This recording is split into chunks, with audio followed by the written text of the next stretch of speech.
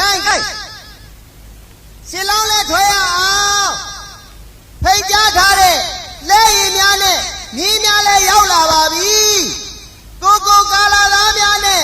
ကုံမာပြီးမျိုးသမီးများအဲ့လေကုံမာကြီးမျိုးသမီးများရှင်လောင်းလဲလိုက်ရအောင်ကြွားကြပါဟာဘိုးဘဲရွာကအိုးစီဝိုင်းကဆူးလို့ညံလို့